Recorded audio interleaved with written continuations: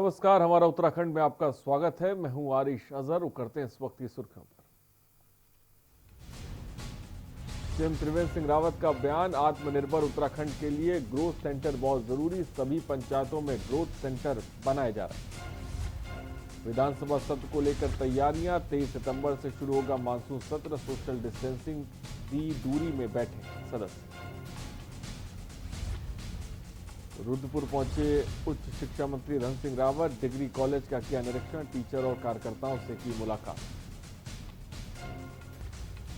पूर्व सीएम हरीश रावत केंद्र पर जमकर बरसे, बंशीधर भगत को बताया अनुभवी नेता, विधायकों को सही समय पर राय दी जाएगी। रुद्रप्रयाग में चारधाम यात्रा बनी सिरदर्द, काटी गई पहाड़ियों से हो रहा भूस्खलन, अधिकांश हिस्सों में नहीं शुरू हुई आवाजाही। उत्तराखंड में हर रोज बढ़ रहे कोरोना केस, कोरोना संक्रमितों का आंकड़ा 17,000 पार, 24 घंटे में रिकॉर्ड 728 की रिपोर्ट आई पॉजिटिव। आप देख रहे हैं के न्यूज, खबरों का सारथी। और सीएम त्रिवेंद्र सिंह रावत ने कहा कि उत्तराखंड आपदा की दृष्टि से अति संवेदनशील राज्य है, बचाव और राहत कार्यों में रिस्पांस टाइम कम से कम है। इसके लिए संचार तंत्र का मजबूत होना बेहद जरूरी है।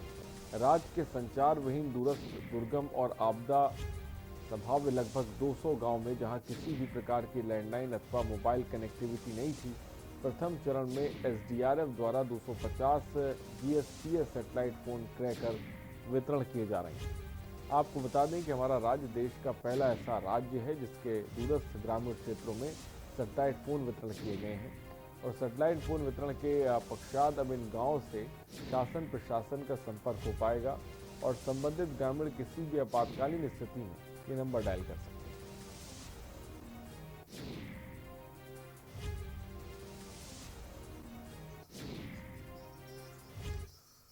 और उत्तराखंड के मुख्यमंत्री त्रिवेंद्र सिंह रावत ने कहा कि आत्मनिर्भर उत्तराखंड के लिए ग्रोथ सेंटर योजना बहुत ही महत्वपूर्ण है।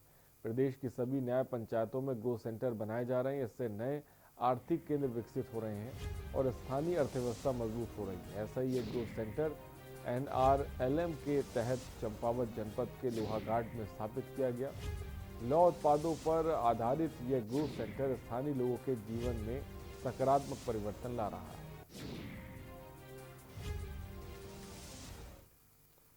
भाजपा प्रदेश अध्यक्ष बंशीधर भगत के बयान पर पूर्व सीएम हरीश रावत ने कहा कि बंशीधर भगत काफी अनुभवी व्यक्ति हैं। उन्होंने अपने विधायकों को सही वक्त पर सही राय दी, जिस पर उन्होंने कहा कि अब मोदी का करिश्मा काम नहीं करेगा, जनता काम पर वोट देगी। उससे साफ है कि भाजपा का काम जीरो है और मोदी का करिश्मा भी ढलान का है। इसके साथ ही हरीश रावत ने अपनी पार्टी को भी सलाह, क्या कुछ कहा हम आपको दिखाते हैं। भाजपा के प्रदेश अध्यक्ष बंशीधर भगत जी अनुभवी व्यक्ति हैं, धरातली व्यक्ति हैं और उन्होंने बहुत सही समय पर एक सही राय, जो अब टाइम टेस्टेड राय है, भाजपा के विधायकों को दी है कि आप मोदी जी पर ही भरोसा मत करो, आपको अपना काम भी सुधारना चाहिए। काम में भाजपा जीरो है और मोदी जी का करिश्मा भी अब ढलान की तरफ है। तो उत्तराखंड के अंदर भाजपा की पराजय निश्चित है, मगर कांग्रेस को भी उनकी इस सलाह पर गौर करना चाहिए। हमको केवल भाजपा के नकारात्मक कार्यों की वजह से सत्ता में नहीं आना है, बल्कि अपने पॉजिटिव एजेंडे के साथ आना है।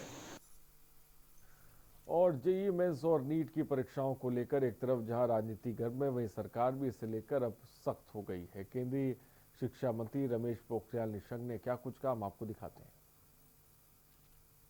बात तो चाहे पक्ष हो विपक्ष हो, सभी के बच्चे सबके ही हैं। छात्र हमारा पहला बिंदु है, उसके लिए ना कोई पक्ष है और ना कोई विपक्ष है। उसका करियर हमारे लिए पहली प्राथमिकता है, उसकी सुरक्षा और उसका भविष्य, उसकी रक्षा, सुरक्षा और उसका भविष्य। और इसलिए मैं समझता हूँ कि तमाम अभिभावकों के आग्रह और छात्रों के आग्रह के बाद क्योंकि 2 बार ये परीक्षा स्थगित हो गई। जिस परीक्षा को पहले अप्रैल 5 अप्रैल से 11 अप्रैल तक होना था जेईई का, वो फिर 18 जुलाई से और 23 जुलाई के बीच के 2-2.5 महीने पीछे गई। और फिर 2-2.5 महीने पीछे जाकर के क्योंकि 1 सितंबर से 6 सितंबर के बीच हो रही है, तो ऑलरेडी 2 बार ये स्थगित हो गई। ऐसे ही नीट की भी परीक्षा जो 3 मई को होनी थी, तो जब परिस्थितियाँ ऐसी थी तो फिर हमने 3 मई से पीछे किया और 26 जुलाई को किया। तो मई, जून, जुलाई, और जुलाई में भी जब परिस्थितियाँ ऐसी दिखी तो फिर उसको थोड़ा सा और पीछे किया, और तब जाकर के अभी 13 सितंबर को वो परीक्षा होनी है। मुझे ये अच्छा लगा कि देश के तमाम अभिभावकों ने और छात्रों ने उनके मेल, उनके सूचनाएं ट्विटर पर, मेरे फेसबुक पर, मेरे मंत्रालय के उसमें जो हमारा एनटीए है उसको लगातार अभिभावकों का ये दबाव रहा कि छात्र कब तक पढ़ता रहेगा, इसका भविष्य खराब नहीं होना चाहिए, 1 वर्ष बर्बाद नहीं होना चाहिए। तो छात्रों का भी ये दबाव था और अभिभावकों का भी लगातार जो आग्रह था कि परीक्षा ज़रूर होनी चाहिए, छात्र का 1 वर्ष बर्बाद नहीं होना चाहिए। तो ये हमारे लिए काफ़ी उत्साहजनक रहा है और हमको लगा कि अब ये परिस्थितियाँ हैं, और इस बीच कुछ लोग ज़रूर करके सुप्रीम कोर्ट में गए, और मुझे ये भी अच्छा लगा कि सुप्रीम कोर्ट ने जिस तरीके से इस सारे प्रकरण को सुना, जिसमें कई प्रकार के तर्क लोगों ने दिए और कहा कि साहब ये नहीं होना चाहिए, तो सुप्रीम कोर्ट ने जो रिट याचिका थी उसको खारिज करते हुए बोला कि हम पाते हैं कि नीट यूजी 2020 के साथ साथ जेईई मेन अप्रैल 2020 परीक्षा से संबंधित प्रश्न में परीक्षा को स्थगित करने के लिए की गई प्रार्थना में कोई औचित्य नहीं है। आखिरकार जीवन जीना है और छात्रों के करियर को लंबे समय तक संकट में नहीं डाला जा सकता है, और एक पूर्ण शैक्षणिक वर्ष बर्बाद नहीं किया जा सकता है। ये सुप्रीम कोर्ट ने ये निर्णय दिया, ये निर्देश दिया, और इसलिए छात्रों की, अभिभावकों की और सुप्रीम कोर्ट की, इन तीनों की मंशा को देखते हुए जो हमारे एनटीए है, जो इसकी परीक्षा की संस्था है, उसने ये निर्णय लिया कि अब इन तिथियों में ये परीक्षा होनी है। मुझे इस बात की खुशी है कि जो एनटीए ने मुझे बताया, डीजी ने बताया मुझे, जब मैंने जानकारी ली कि कुल जेईई में 8,58,000 इसमें कुल अभ्यर्थी थे, और जब इन्होंने इसको पीछे के दिनों में ये तिथि घोषित करके ये कहा कि आप डाउनलोड कर सकते हैं अपना कार्ड, तो 7,50,000 के करीब छात्रों ने डाउनलोड कर दिया।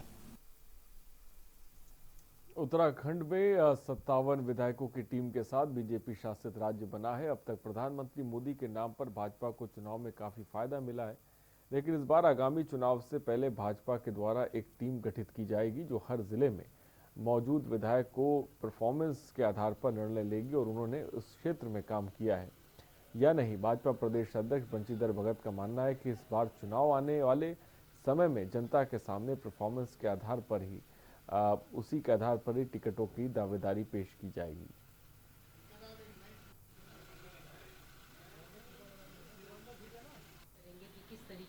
निश्चित रूप से चुनाव से पूर्व, चाहे वो मेरी विधानसभा क्यों न हो, सबकी परफॉर्मेंस तय करेंगे, उसका परीक्षण करेंगे। जो जीतने वाली स्थिति में होगा उसी को टिकट देंगे। मुझे मालूम है कि हमारे विधायक सभी क्षेत्र में रहते हैं, सभी काम कर रहे हैं, जनता से जुड़े हुए हैं, लेकिन फिर भी हम परफॉर्मेंस कराएंगे। मोदी जी अपनी जगह पर है, मोदी एक नाम है, बहुत बड़ा नाम है, मोदी जी के आधार पर हम सब लोग खड़े हैं।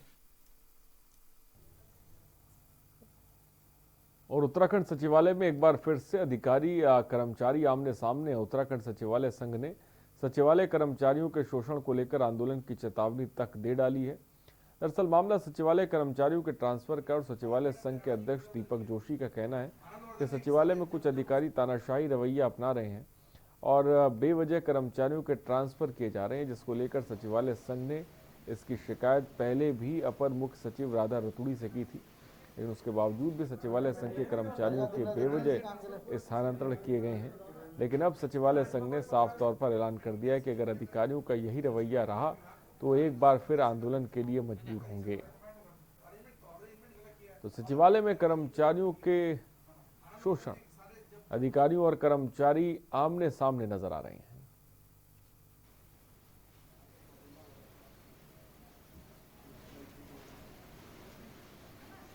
देखिए, जिस तरह से सचिवालय में विगत दिनों से जो माहौल चल रहा है और अनुभागों पर जो एक कुठाराघात किया जा रहा है, कहीं ना कहीं गलत फीडबैक माननीय मुख्यमंत्री जी को दिया जा रहा है और सचिवालय कर्मचारियों को टारगेट करने का प्रयास जो किया जा रहा है, उस संबंध में सचिवालय संघ के तमाम सदस्यों में एक आक्रोश, असंतोष उत्पन्न हुआ है। और कहीं ना कहीं ये बैठक जो हो रही है, इस बैठक के माध्यम से ये तय किया गया कि किस प्रकार से इस तरह के जो गलत फीडबैक्स हैं उन पर अंकुश लगाया जाए। कांग्रेस के नेता किशोर उपाध्याय के एक बयान को लेकर उत्तराखंड कांग्रेस अध्यक्ष प्रीतम सिंह ने कहा कि आगामी 2022 में होने वाले चुनाव को लेकर कांग्रेस काफी मेहनत कर रही है। आपको बता दें कि हाल ही में किशोर उपाध्याय ने एक बयान दिया था। 2022 में होने वाले चुनाव में नेता इंदिरा हृदयेश, हरीश रावत कांग्रेस को आगे ले जाने का काम करेंगे। और प्रीतम सिंह ने साथ ही कहा कि 2017 के चुनाव में जो स्थिति कांग्रेस की थी वो 2022 में नहीं होगी, क्योंकि डबल इंजन की सरकार को उत्तराखंड की जनता देख चुकी थी।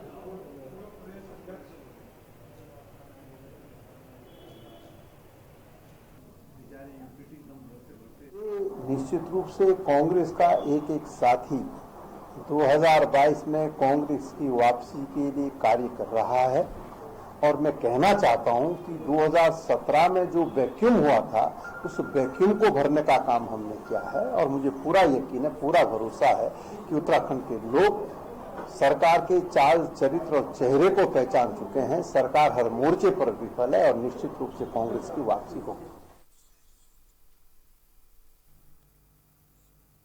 रुद्रप्रयाग में ऑल वेदर सड़क परियोजना मानसून सीजन में जनता के अलावा चारधाम यात्रा के लिए सिरदर्द बन गई है।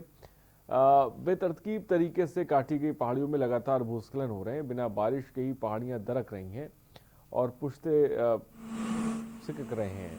इन दिनों स्थिति ये हो गई है कि बद्रीनाथ और केदारनाथ हाईवे पर सफर करने में मौत का डर सता रहा है। जगह जगह घंटों तक लगने वाले जाम के कारण भी यात्री और जनता परेशान है। चमोली और रुद्रप्रयाग जनपद के अधिकांश हिस्सों में तो इन दिनों आवश्यक वस्तुओं की आपूर्ति भी नहीं हो पा रही है। गौरीकुंड में बंद केदारनाथ हाईवे पर 10 दिनों तक आवाजाही सुचारू हो पाई है।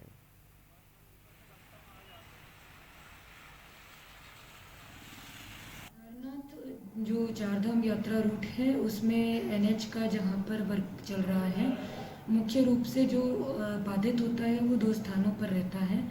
इसमें बांसवाड़ा में समय समय पर मार्ग बाधित हो जाता है, जिसको मशीनें वहाँ पर लगातार तैनात हैं और उसको खोलने की कार्रवाई की जाती है। गौरीकुंड में भी मार्ग जो है समय समय पर बाधित होता है, जिसमें कई बार ज़्यादा मलबा आ जाता है और लगातार पत्थर ऊपर से गिरने के कारण JCB या जो भी मशीन वहाँ पे उसको खोलने में लगी होती है, उनको वर्क करने में समस्याएं होती हैं। और चमोली में जिलाधिकारी स्वाति S भदौरिया ने राजकीय अन्न भंडार और सरकारी सस्ता गल्ला विक्रेता दुकानों का औचक निरीक्षण किया। इस दौरान उन्होंने स्टॉक और वितरण की जांच की। दुकान में स्टॉक और वितरण रजिस्टर पाए जाने पर जिलाधिकारी ने तत्काल दुकान का आवंटन निरस्त करने के निर्देश दिए। लापरवाही पर पूर्ति निरीक्षक के वेतन पर भी रोक लगाने के निर्देश दिए गए।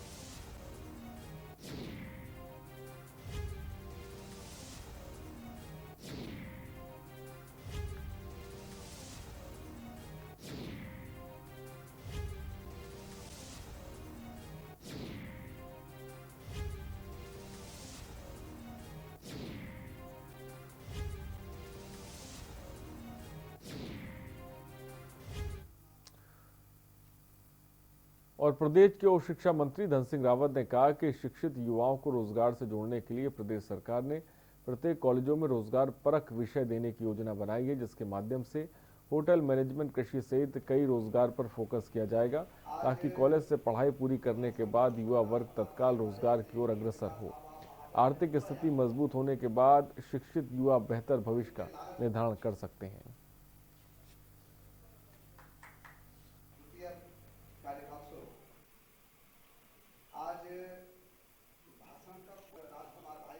हमारे उधम सिंह नगर तराई का सबसे बड़ा महाविद्यालय जो है हमारा रुद्रपुर स्नातकोत्तर महाविद्यालय है और हमारे प्राचार्य जी ने, हमारे विभाग ने एक नई पहल ये की है कि हम तराई के लिए, किसानों के लिए शोध यहाँ पे करेंगे।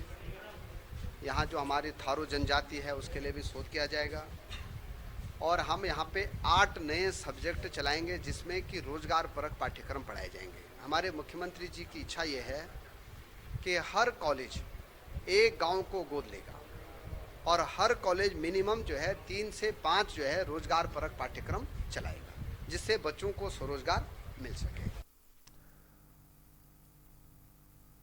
और खबर खटीमा से, जहां 2 दिन से गुमशुदा महिला का कातिल उसका पति और चचेरा ससुर ही निकला। महिला की हत्या का खुलासा करने खटीमा पहुंचे एएसपी देवेंद्र पिंचा ने बताया कि जांच के सामने आया कि मृतक महिला डिंपल का उसके पति नीरज और चाचा ने जंगल में उसके कत्ल की घटना को अंजाम दिया। वह पुलिस ने महिला हत्या के इस्तेमाल में किए गए चाकू के साथ दोनों को अभियुक्तों को गिरफ्तार कर लिया है। हत्या के पीछे गृह क्लेश बताया जा रहा है।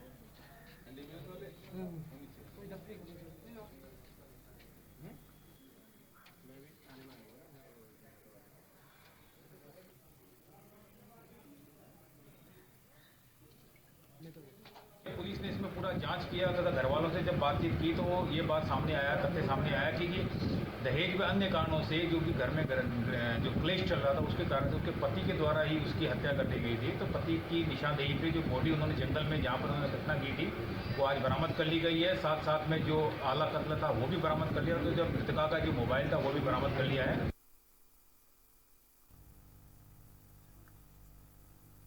उत्तराखंड में कोरोना संक्रमितों की संख्या ने 17,000 का आंकड़ा पार कर लिया। गुरुवार को रिकॉर्ड 728 लोगों में कोरोना वायरस की पुष्टि हुई है, जबकि 24 घंटे में 9 लोगों की जानलेवा वायरस की वजह से मौत हो गई। उत्तराखंड में हर रोज बढ़ रहे कोरोना केस। कोरोना संक्रमितों का आंकड़ा 17,000 के पार। 24 घंटे में रिकॉर्ड 728 की रिपोर्ट आई पॉजिटिव। जानलेवा वायरस से 24 घंटे में 9 की मौत।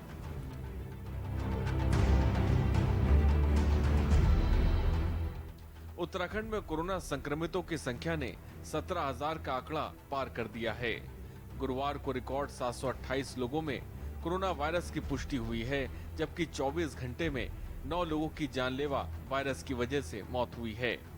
हेल्थ बुलेटिन के अनुसार उत्तराखंड में कोरोना संक्रमितों की संख्या बढ़कर 17,277 हो गई है। इसमें 11,775 लोग ठीक होने के बाद डिस्चार्ज कर दिए गए हैं। राज्य में अभी भी कोरोना के 5,215 एक्टिव केस हैं और राज्य में कोरोना से होने वाली मौतें भी चिंता का सबब बनी हैं। अब तक कुल 228 कोरोना संक्रमित दम तोड़ चुके हैं।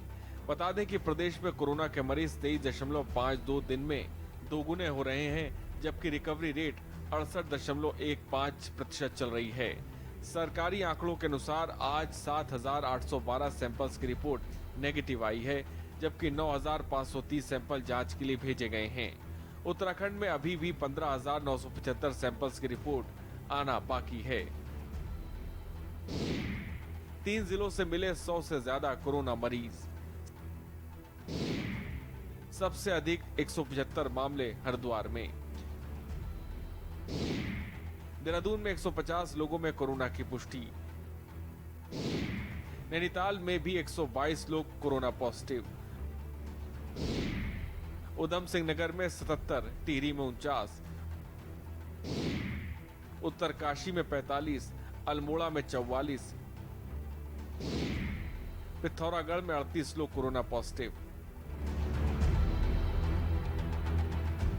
बता दें कि प्रदेश में संक्रमित मरीजों की डबलिंग दर 23.52 दिन है और रिकवरी रेट 68.15% पहुंच गया है।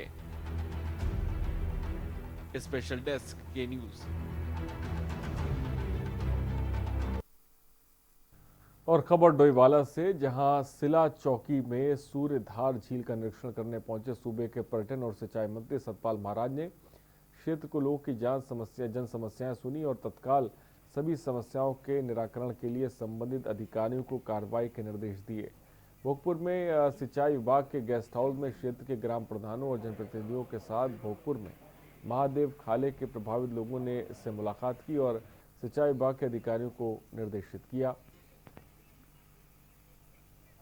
इस मौके पर पर्यटन मंत्री सतपाल महाराज के साथ वन पंचायत सलाहकार परिषद के उपाध्यक्ष करण बोरा भी मौजूद रहे।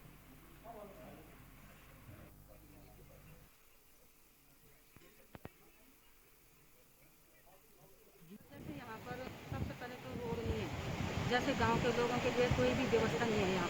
यहाँ के बच्चे सारे बेरोजगार हैं। जैसे यहाँ पर ये झील तो खैर अब बनी, इससे पहले यहाँ पर जो ये नदी है ना, इसमें कोई आर पार नहीं कर सकता था इस नदी को। तो हमने यहाँ पर जलागम से एक छोटी सी पुलिया बनाई, वो तो पुलिया बोलते हैं, लेकिन मेरे लिए वो बहुत बड़ा पुल है। 74 साल हमारे देश को आज़ाद हुए हो गए।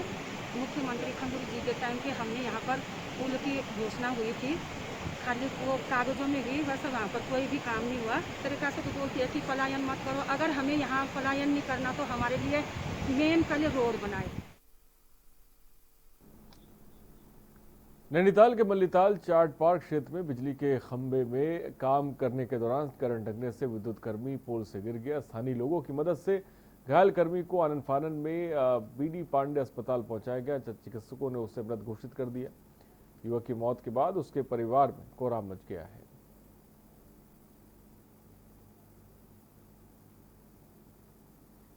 तो परिजनों में कोहराम मच गया। करंट लगने से विद्युत कर्मी की मौत हो गई है।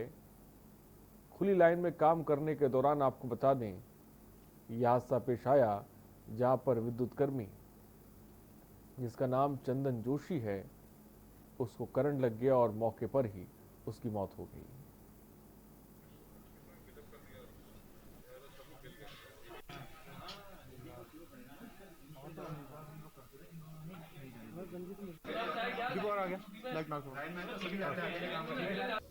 सर नारायण नाम का स्टाफ है जो कॉन्ट्रैक्टर के थ्रू ठेके में हमारा मेंटेनेंस में है, ये उसका स्टाफ है। कोई शटडाउन हमारे बिजली घर से नहीं हुआ है, ना कोई ट्रिपिंग आई है। अब कुछ कहानी ऐसा क्या हुआ कि लगता है पोल में चढ़ा हुआ स्लिप हो गया, कुछ क्लैरिटी नहीं है अभी तक। अभी तो हम यहीं आए हैं, साइट पे जाके देखना पड़ेगा क्या हुआ था करके। लेकिन कोई शटडाउन बिजली घर से कोई नहीं हुआ, कोई ट्रिपिंग नहीं आई है। एक कंप्लेंट कोई जरूर चार्ट पर वहाँ की आई है फ्लड्स की।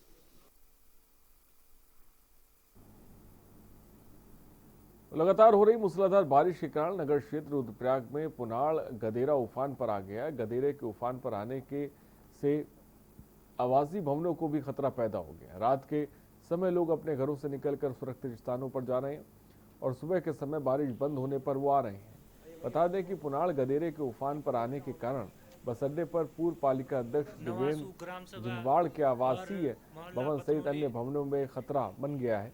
वहीं ग्रामीण इलाकों में भारी बारिश से खेत क्षतिग्रस्त हो रहे हैं, जबकि आवासीय भवनों को पर खतरा बना हुआ है। बता दें कि जिले में हर रोज भारी बारिश हो रही है, जिससे आम जनजीवन बुरी तरह से प्रभावित हो रहा है।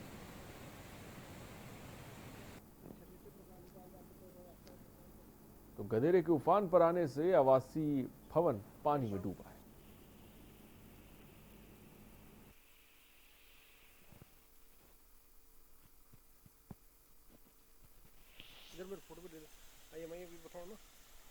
इतनी अधिकतम बारिश हुई, उस कारण जो है बहुत सारा नुकसान, वो तो भगवान की कृपा है कि कोई जनहानि नहीं हुई, परंतु जैसे खेत खलिहान और कई जगह से समाचार मिल रहे हैं कि लोगों के मकान में बड़ी बड़ी दरारें आ चुकी हैं। इसके लिए सरकार को लिखा जाएगा डीएम के माध्यम से और उनको मुआवजा दिलाने का प्रयास किया जाएगा। खबरों में इतना ही। बने रहिए हमारे साथ। नमस्कार।